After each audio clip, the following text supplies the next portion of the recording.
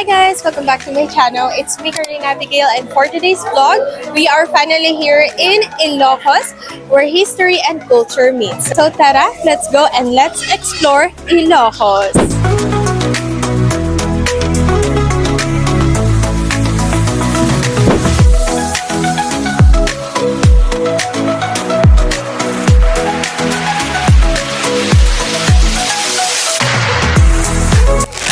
We rode a bus going to Ilocos for only 800 pesos. And our adventure finally began. Hi guys! So ngayon nandito na tayo sa Ilocos Sur. And tayo ay bibili muna ng ating pang Samgyupsal. Yes, tayo ay magsasamgyupsal ngayon. So bibili tayo ng mga meat and of course kasama natin ang mga chinggo. Okay. dito? Mga 15. Ay, sige. Hello! Ayan, si Emmy. Tapos si Hey! So ngayon, bibili na muna kami and I'll get back to you guys. That night, we went to a Korean grocery store to prepare for our samgyeopsal night. We bought different kinds of meat, sauces, lettuce, and side dishes. And we also planned to cook kimchi jjigae. It was fun choosing everything together. Hi guys! So ngayon, nandito na kami at nakaset up na yung ating samgyeopsal. At tayo ay kakain. Asan yung chef natin? Where's the main chef? Meron tayong kimchi jjigae at lulutuin natin yung samgyeopsal. Pwede na, mainit na. Tawag ma'am. Salamat po. Wow!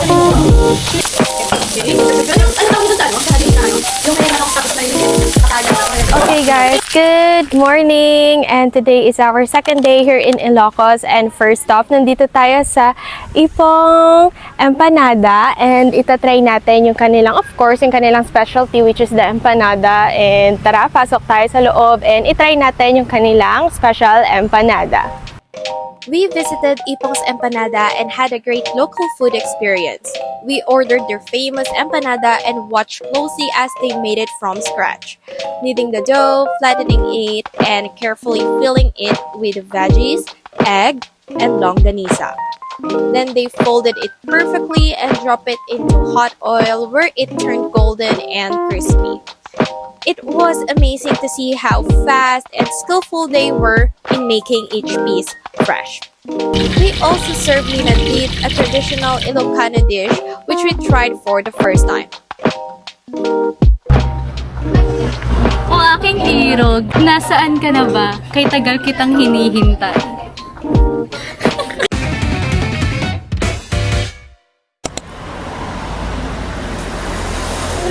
Yun. Ulitin natin. Sorry. Hi guys! Okay na yun. Yun na yun? So, ano yung tatry natin ngayon? Ngayon, kung mapapansin nyo sa harapan namin, Kung napansin nyo lang, kita nyo ba? baka hindi nyo kita. Ilan yan? Dalawa yan. Dalawa yan. Li, Not deep. So, ang testing natin, tikman ngayon, yung tubig nila. Cheers. sobrang plain. Fresh, no? So, ito yung ano nila. Linat dip. Linandit. Pero sa Manila, kilala to, or pwedeng tawagin to na Mickey. Mickey noodles gamit. Pakulay siya kanina. At sweat eh. That's right. Alam nyo yun. Maliliit na, na buto yun. Napag ginanon mo sa tubig or sa mahiga, nagkukulay, orange. Yun. Kaya kulay orange itong linandit. So, ang noodles na ginamit nila dito is flat na Mickey noodles. Tikman natin yung noodles muna, no? Noodles lang. Nice! Uy! Kala nyo kakain kami, no? Ulit kayo, no? Ito na, ito na. Oh, kala nyo. Ito na.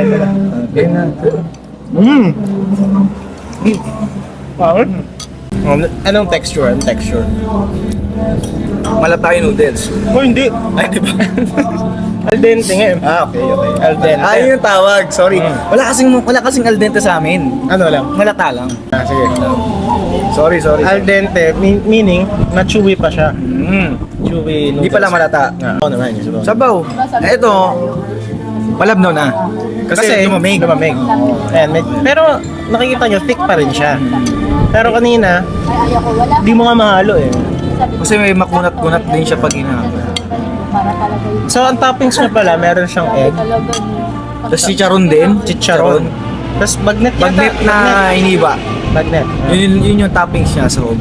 Pero, Tapos, itong edition na to, anong tawag sa Ilocos nitong spring onion? Sona. Sona. Ayun, yun pala yung tawag. Nila Sona. Ibig sabihin, spring onions. Leeks. Hindi. Malaki. Malaki. Mali. Yun. So, sabaw naman. Tikman natin Sabaw. sabaw. Ito yung sabaw. Oh, ay, kala nyo ha. Chill. Ito na. What? Uy! Pangalawa na yun. Gusto nyo pangatlo? Hindi na. Okay lang kahit sa app. Ako muna magde-describe. Basta bilihan ng kape. Ito kasi sa akin, pipigaan niyo pala siya ng kalamansi. Kailangan sa kanila. Ang lasa niya, Wala. Talaga. ito natikman niyo na yung Loming Batangas. Tanggalin niyo yung binating itlog doon. Tanggalin mo yun. Tapos, gawin mo siyang ma-pepper and ma-garlic. Nawala yung view namin. Ayun. Ma-garlic. Tapos, ma-pepper. Tapos, wala yung nam-nam galing dun sa beaten egg dun sa Loming Batangas. Anong na-describe mo? Yung sa akin naman, nag-balance yung tabang saka yung alat. Kasi medyo maalat yung bagnet. Di maalat yung sa akin. Tama. Dahil merong chili. Ah, Lumabas yung kulay red niya kasi manghang. Ganun. yun ba yun? Pag umangal, lalabas yung red. Oo. Pag galit namumula, di ba? Sige. Ganun. Bumili kayo dito guys ng dito. Linadit. Linadit. Di mo alam. Dalawang edition. Eh, Isang regular, tapos isang super special. hindi, super nakalagay. Super Mickey. Nakalagay Super Mickey. Okay. Empanada pala yung nakikita ko. Mali ka eh. Mali pala. Mickey Special, saka Super Mickey. Okay. Ulit. Dalawa. Dalawa daw yung version. Dalawa yung version, no? Isang Mickey. Isang Mickey Special, isang Isang- Super Mickey. So yung Super Mickey, lumilipad yun. Ha? Pero yung pangatlo, Mickey Mouse. Eh, overall, masarap siya. Hindi Masarap siya nakakasawa. Pwede na siya good for share, pero kasi kami gusto namin talaga masulit. Takaw kami. Tag-isa lang kami. Pero Namaya, itong isa na to, pwedeng tatlo, pwedeng dalawa. gusto nyo 5. Pwede rin. Kung gipit kayo.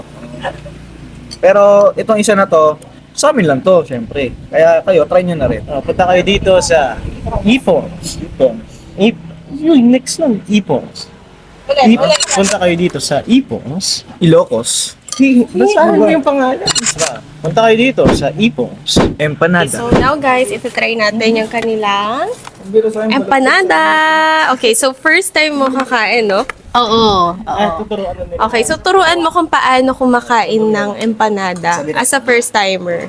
Actually, hindi ko talaga alam. Magpatulong tayo. Bakit kailangan lagyan ng ketchup? Pang pabalanse. Yes, pampambalanse yun. So, ayan, nalagyan na ni Emmy ng ketchup.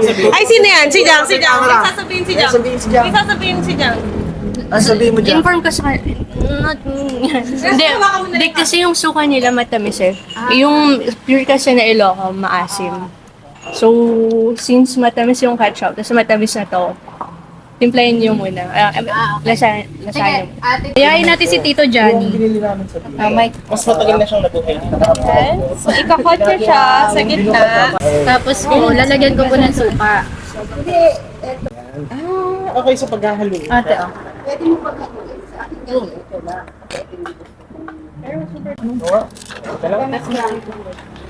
Is it good? Okay, paano mo i-describe ang empanada? I-describe ko siya. I-describe ko siya na subtle yung ano. Subtle. Yeah, subtle yung Lahat balanse. may...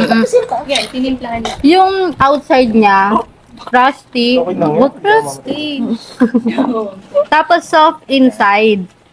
Medyo may Saka- tama rin ba?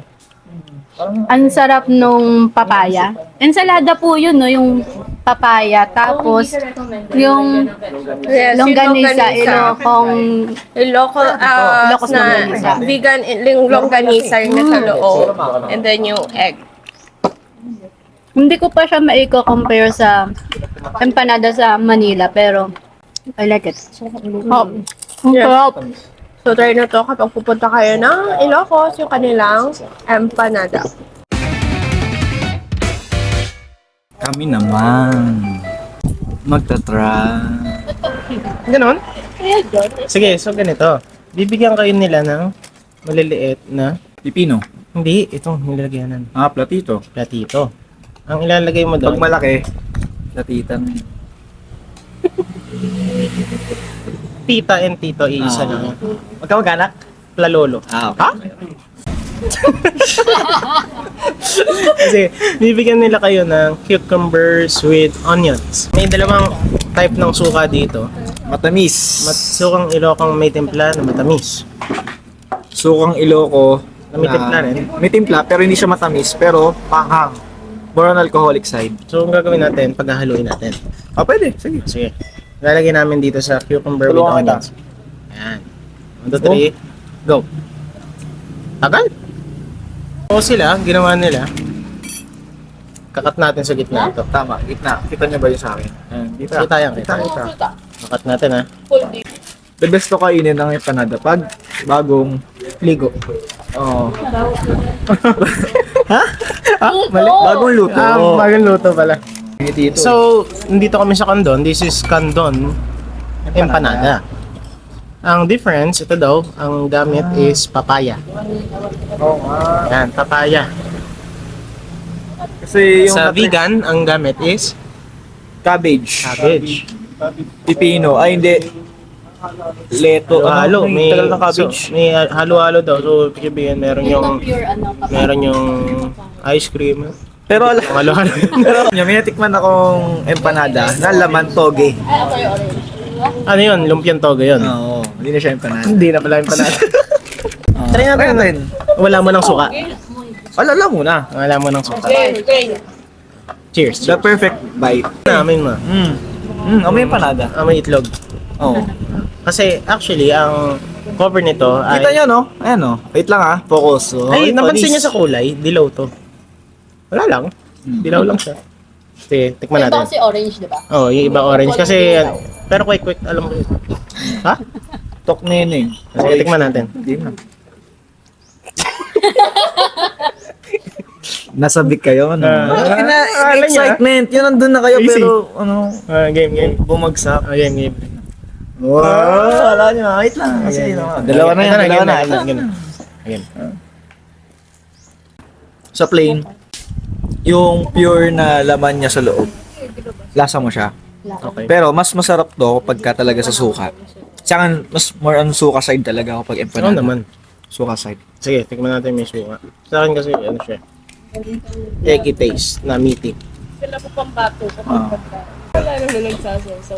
Wala ba? Ako lang kasi gamuhan. Iba nga yung kinakain mo, lumpiang toga yun, kasi nasa sorry, sorry. game. Yan, may suka na to. Yun. Mas masarap nga pag suka. Bakit? Gusto ko lang. Nabibigyan ng flavor yung laman ng loob. May naman lumab ba to? Palaman sa loob. Ikaw naman eh. Correct. Pero try din natin yung may ketchup. Ayun. Yan. First bite. Tapos lagyan natin ng boy. May ketchup muna nga. Hindi, paghahaluin nga yan. Haluin natin with suka. Lagyan kita, boy. Huwag na. Pero na boy. Ayan. Kakak. Boom. Yan. So makikita nyo, may pula-pula na. Bakit? Kasi Ketchup. may ketchup. Hindi ako nintay ah. What else? Ito ang lasa niya, para siyang may ketchup na may suka. Kung ito-try nyo, okay din, pero mas gusto ko talaga may suka. Suka. Sa akin ha, Suka. sa akin Pure. lang yun ha, sa akin lang. So, IMO. Imo? IMO. Ano yun? In my own words. In my own opinion. Opinion ba yun? Akala ko kasi words eh, sorry. In my own opinion Ito lang. ano, Kala ko. rapper. Mabilis yung rapper. There you go. Uy, ASMR. Pag kumain kayo ng empanada, sa akin, sukat lang talaga. Suka. Mas gusto ko suka. Hindi siya maalat. Ang tabang to. Ang malalasa mo yung pagiging eggy, saka meaty niya. sa loob. Nag-complement din yung texture ano. lang nabibigay ng papaya. May sweetness side siyang konting-konti. Ay, watery. Kasi papaya eh. Ay, tama yun. Oh. Ang papaya, pag uminit, nagkakatas. Tama. So, yun pa yung isang dagdag sa loob. Bukod sa nagmamantika siya, akala niyo mantika, pero yun yung katas ng papaya. Ang galing, no? Na nagbabalance sa meat, tsaka sa fruits. Fruits sa papaya, di ba? Ay, vegetable pala yung Tama. papaya. Fruits sa papaya. So, hindi ka ganun kagad magkakasakit dito. Ay, balance. Hindi ka magkakasakit. So, ano siya? Basta masarap siya. Try nyo na lang punta kayo eh. Gusto nyo magre-review kami tapos gusto nyo detailed na detailed. Try nyo. Okay, bye-bye.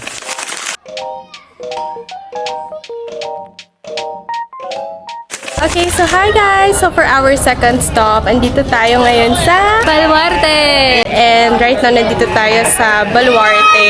And ang laki-laki niya, and nag-wait na lang kami ng shuttle, no? Shuttle. And ang binili naming package is yung package B para malibot talaga namin. And that's for, how much yung na-spend natin for that? 300 pesos. Yes, 300 peso. And then, ito yung kanilang ginagamit na shuttle. So, mag-aantay lang kami for our turn kasi medyo marami din yung visitor dito sa Baluarte. And yes, I'll get back to you guys later. We visited Baluarte in Ilocos, and it was such an amazing experience.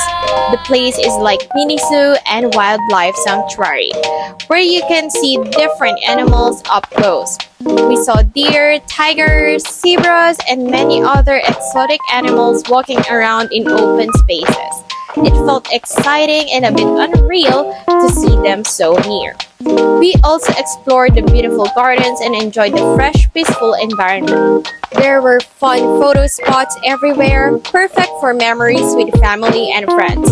One of the highlights was the animal show where trained animals performed simple tricks. It was fun and entertaining to watch. Overall, Baluarte is a great place for learning about animals while enjoying nature. It was relaxing, exciting, and definitely one of our unforgettable stops in Ilocos. So we are currently done with our Baluarte trip. And for me, sulit naman siya. But konti nga lang din yung mga animals na nandun. Very limited lang din. But for me, if you want to see his property, you should check this out.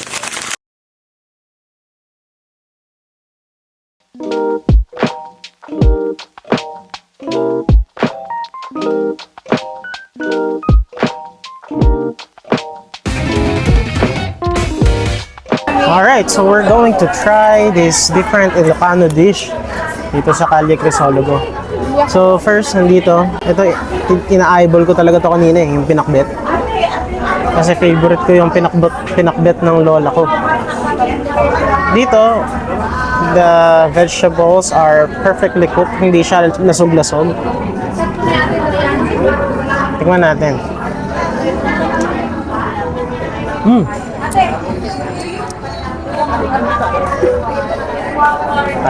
Sarap. So, dito sa pinakbet nila, yun una ko na-notice. Yung gulay, hindi siya lasog-lasog. Perfectly cooked lahat. And, ang difference kasi ng pinakbet ng Ilocano, isang ginagamit nila dyan, yung bagoong isda. Sa atin kasi minsan yung bagoong alamang. So, yun. Yun ang favorite kong taste dito sa pinakbet nila. Very good.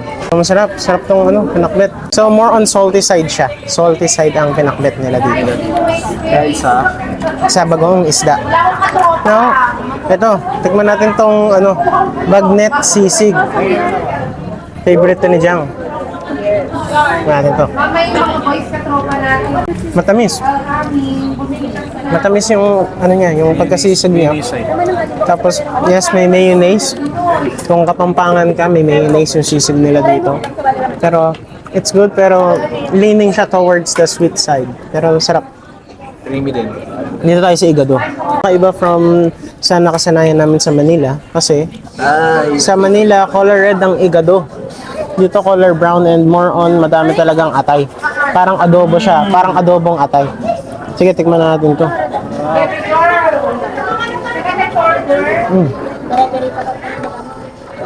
Overcook yung liver nila. Matigas yung liver nila. Ang lasa niya, para siyang adobo. Adobong atay. Pero walang suka. Hindi mo na siya kailangan sa suka. Pero yun ang lasa niya. Pero niya, overcook yung ano. Overcook yung atay. Tigas. So, dito tayo sa bagnet dinakdakan. Bagnet dinakdakan. Wala siyang sili. Hindi siya maanghang. Ayan. So, ang naging lasa niya, regular na dinakdakan sa Manila pero less creamy. Kasi hindi rin maanghang. Yun yung naging lasa niya. Pero overall, it's good. Pero ito ay bagnet dinakdakan, hindi ito yung ano, yung authentic na grilled, charcoal grilled. Well, overall, masarap yung pagkain dito. Sa mura yung pagkain nila dito. So, yung karne nila, 75 pesos. Tapos yung gulay, 60 pesos. Pero yung rice nila, 20. So, located siya dito sa Plaza Salcedo, dito sa Calle Crisologo. Makikita nyo, madaming mga karinderya doon, pero kapag pasok nyo, siya yung nasa left side. Sa unang-una, tas left side. Yun yung kinainan namin. Pag gusto nyo i-try dito, well, overall, masarap. Pinaka-favorite ko yung pinakbet. Masarap yung pinakbet niya.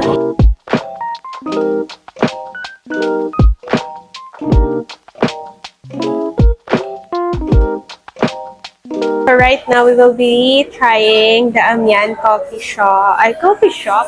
So guys, nandito tayo ngayon sa Amian Cafe and ito try natin tong kanilang Cafe Americano. Okay, so yung beans nila ang sarap. And this one is one of the most famous coffee shops here in Ilocos. So you should try this once you visit here in Calle Crisologo. And umorder din ako ng isang carrot cake. So I will be trying it. Okay. Ooh, look at that. Okay, so hindi siya gano'ng matamis and what I like is yung kanyang cream. No?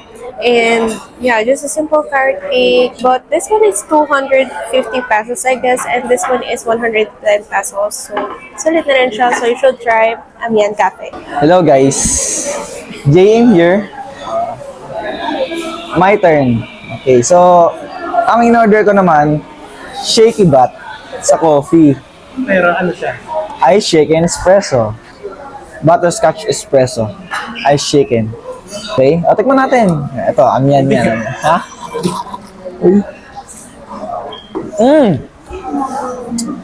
Matapang. Malamig. Saka, yung sweetness niya okay lang. Pero kung pwede pa sana bawasan, wag na. Kasi sakto lang siya. Ito naman ay Ilocos na letter Y. Y Locos. Tableya cake. Hindi siya yung tablet tableya. Ginagamit ko sa champurado. Yung champurado, chocolate na lugaw yun. Tikman natin. Yung Y Locos Tableya cake. Ito na, tikman natin. Sa tableya, hindi siya manghang. Ay, hindi siya mapait.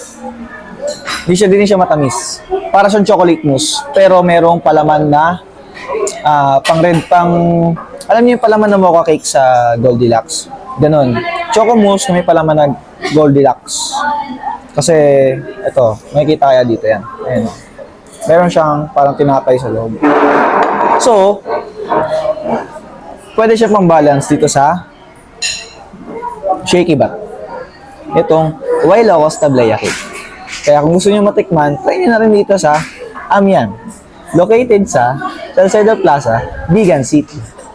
Yun lang. Ay, pwede na mo ito.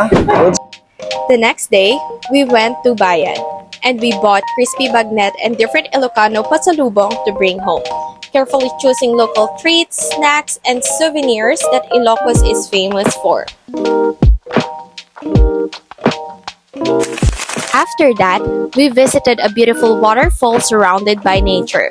The water was fresh and cool and the view was so relaxing. We even rode a balsa while enjoying Ilocano dishes, making the experience even more fun.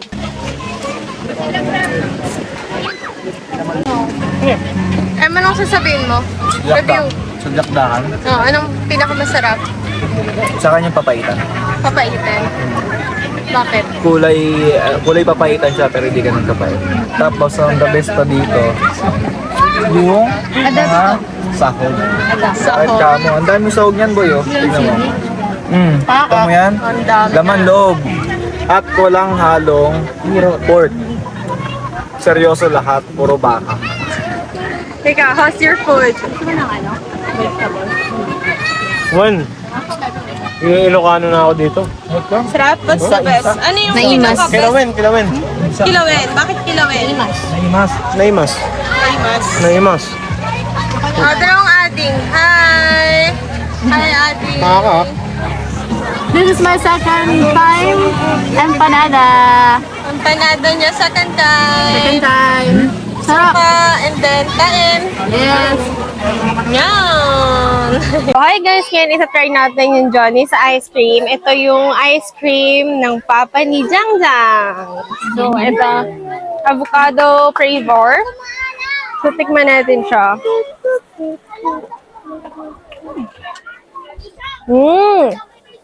Okay. So, ang pangalan ko, si OA. Okay. Nasaan ako? Wait. Ito ay lasang hindi ganun katamis, but may bit siya ng avocado and very creamy siya. Yes. And lalagay natin ang number dyan sa baba, description box below. Jangjang, bigyan mo sa akin number ng Johnny's Ice Cream #1 ice cream in Ilocos Sur. Galing.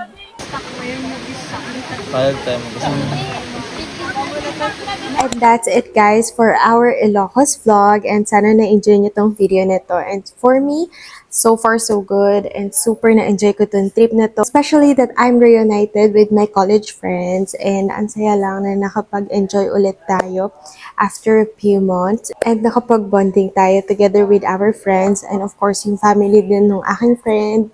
Ang saya lang na ma-meet natin din sila. And actually, it's my second time here in Ilocos and still, I gain a lot of new experiences. So sana guys, nakatulong tong vlog na to sa inyo once you are planning your Ilocos trip. Though hindi man kumpleto yung aming naging itinerary since ang focus lang namin ay ang Ilocos Sur at ang vegan. Pero sana nagka-idea kayo kung paano ninyo paplanuhin ang inyong Ilocos trip. So once again guys, thank you so much for watching this video. Don't forget to like, subscribe, and click the notification bell so you'll get updated every time I upload a new video. Thank you guys again for watching and see you again on my next travel vlog. Bye!